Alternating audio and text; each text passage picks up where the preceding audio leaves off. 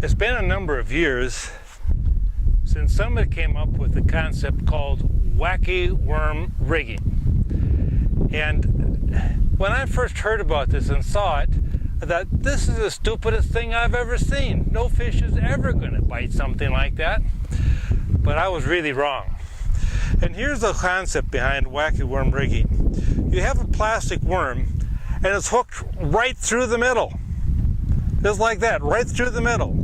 And the both ends are dangling. The main concept of this wacky worm is to throw it out and let it sink.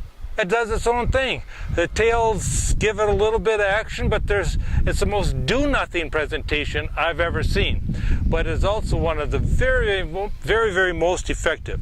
It is most effective around docks, inside weed lines, where you don't have to wait a long time for the lure to drop to the depth that the fish are at.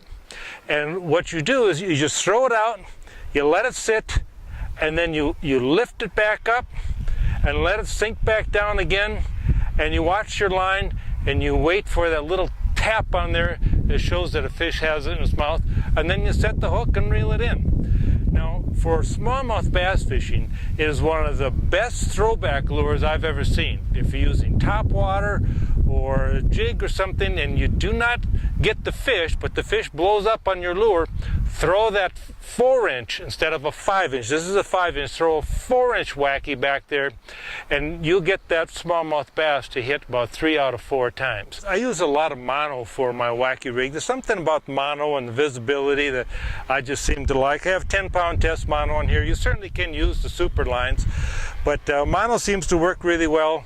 And I just take and I throw this out, and I let it sink.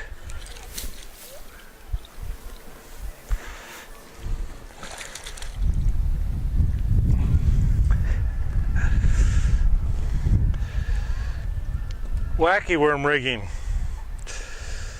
Not too bad.